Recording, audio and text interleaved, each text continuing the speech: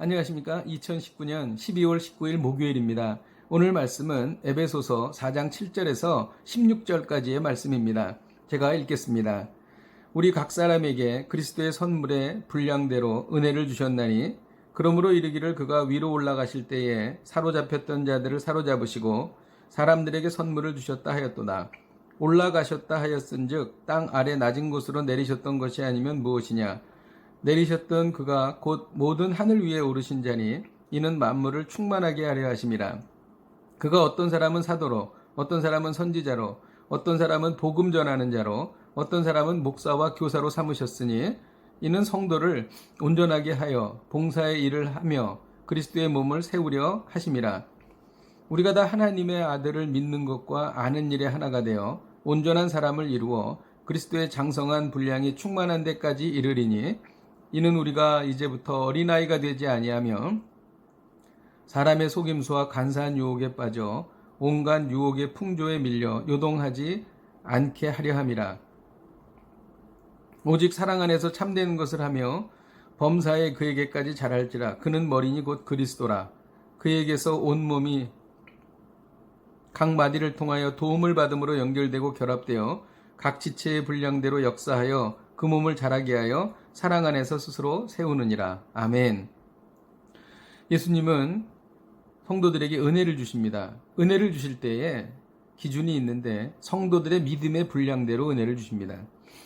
그래서 성도들은 이 받은 은혜에 따라 자기가 맡은 자리에서 교회를 섬기게 되는 것입니다. 그러므로 교회는 다양성을 가지면서도 그리스도와 연합된 공동체가 되어 통일성을 갖게 되는 것입니다. 7절에 보면 우리 각 사람에게 그리스도의 선물의 분량대로라는 말씀이 있습니다. 이 선물의 분량대로라는 말씀은 원어로 보면 알맞게 측정된 것에 따라서입니다. 그리스도는 성도 각자에게 가장 알맞은 은사가 무엇인지를 정확히 측정하시고 그에 적합한 직분을 주십니다. 그러므로 받은 은사에 대해서 불평도 하지 말고 자랑도 하지 말아야 합니다. 그리고 다른 사람이 받은 은사를 부러워할 필요도 없습니다. 왜냐하면 각자에게 가장 알맞게 측정하여서 우리에게 주신 것이기 때문입니다. 그러므로 우리는 받은 은사에 따라서 묵묵히 기쁨으로 그 사명을 수행하면 되는 것입니다. 8절에 보면 그러므로 이르기를 그가 위로 올라가실 때에 라는 말씀이 있습니다. 이것은 예수 그리스도께서 부활 승천하실 때라는 말씀입니다.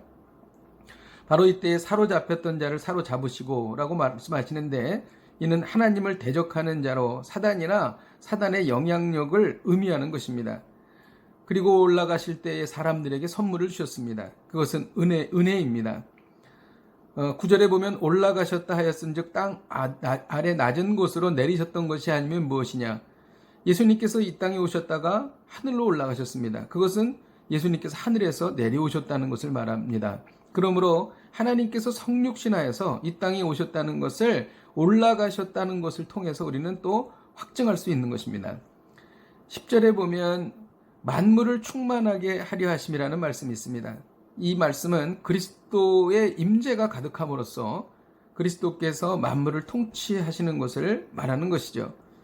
11절에는 사람들을 어떤 사람은 사도로, 어떤 사람은 선지자로, 어떤 사람은 복음 전하는 자로, 어떤 사람은 목사와 교사로 삼으신 것입니다. 이 목적이 12절에 나오는데 이것은 성도를 온전하게 하려는 것이죠.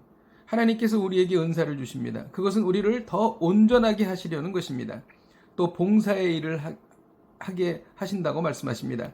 봉사의 일을 위해서 은사를 주셨는데 은사를 받고도 봉사를 안 한다면 이것은 주님의 기대에 실망을 드리는 것일 것입니다. 우리가 은사를 받아서 우리의 몸이 온전해지고 봉사의 일을 하게 되면 그리스도의 몸이 세워진다고 오늘 본문은 말하고 있습니다. 13절에 보면 우리가 다 하나님의 아들을 믿는 것과 아는 일에 하나가 되어 온전한 사람을 이루어 그리스도의 장성한 분량이 충만한 데까지 이르리니라고 말씀합니다. 그리스도의 충만함으로 성숙함에 이르기까지라는 뜻입니다. 예수 그리스도와 함께 장성하는 것을 말하는 것이지요. 이 말씀을 통해서 우리는 오늘 말씀을 이렇게 적용해 볼 수가 있습니다. 세상 풍조에 요동하지 않도록 장성한 분량까지 자라가라. 세상 풍조에 요동하지 않도록 장성한 분량까지 자라가라. 장성한 분량까지 영성이 깊어지면 세상 풍조에 요동하지 요동하지 않습니다. 그래서 14절에 이는 우리가 이제부터 어린아이가 되지 아니하며 사람의 속임수와 간사한 유혹에 빠져 온갖 교훈의 풍조에 밀려 요동하지 않게 하려 함이라고 기록합니다.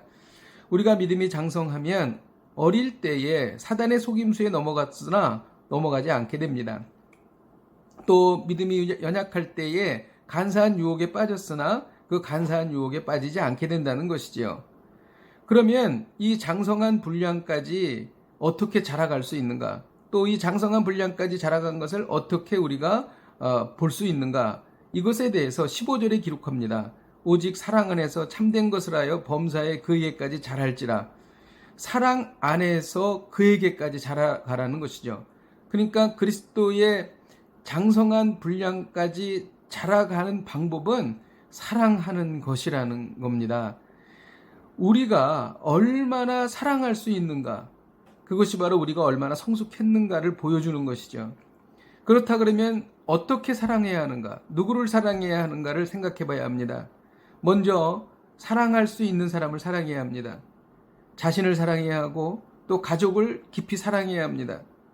또 사랑해야 할 사람을 사랑해야 합니다. 사랑하는 마음이 들지 않지만 하나님께서 묶어주신 형제자매가 있습니다. 이런 분들은 우리가 사랑해야 할 대상입니다. 이런 사람을 사랑해야 하는 것이죠. 그리고 또 하나가 있는데 사랑하지 못할 사람을 사랑해야 하는 것이죠. 이것이 가장 어려운 것입니다. 사랑하지 못할 사람을 사랑할 때에 우리는 장성한 분량까지 자라가게 되는 것입니다. 우리 주님께서는 원수를 사랑하라고 말씀하셨습니다. 이것이 바로 사랑하지 못할 사람을 사랑하게 되는 것이죠. 이런 수준에 오를 때 우리는 그리스도의 충만함으로 성숙하게 되는 것입니다. 직장이나 일터에서 정말 사랑할 수 없는 사람이 있지 않습니까? 또 때로는 가족 중에도 정말 사랑할 수 없는 가족이 있을 수 있습니다. 또 교회의 성도 중에서도 그럴 수 있습니다. 그런데 이런 분을 품고 사랑하는 것이죠. 그러면 믿음이 자라가는 것입니다. 영성이 깊어가는 것입니다. 그런 일을 반복하면서 우리가 장성한 분량까지 자라가고 그렇게 될 때에 세상 풍조에 요동하지 않게 되는 것입니다. 기도하겠습니다. 하나님 아버지, 오늘 말씀을 통하여 그리스도의 장성한 분량까지 자라가기를 원합니다. 하나님 아버지, 저희가 이것을 사랑으로 행하기를 원합니다. 우리가 정말 사랑할 때에 우리가 장성한 분량만큼 우리의 영성이 깊어질 줄로 믿습니다.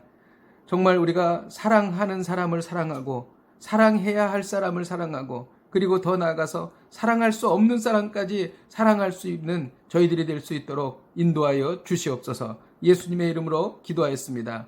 아멘. 사랑할 수 없는 사람을 사랑하는 것은 어렵습니다. 그런데 사랑은 무엇입니까? 사랑은 오래 참는 거라고 말했습니다. 그러므로 우리가 참을 수 없는 상태에서 참아주는 것도 그것도 사랑인 것입니다. 오늘 하루를 사시면서 사랑으로 참고 그리고 사랑할 수 없는 사람을 사랑하는 복된 하루가 되시기를 주님의 이름으로 축복드립니다. 오늘도 승리하십시오.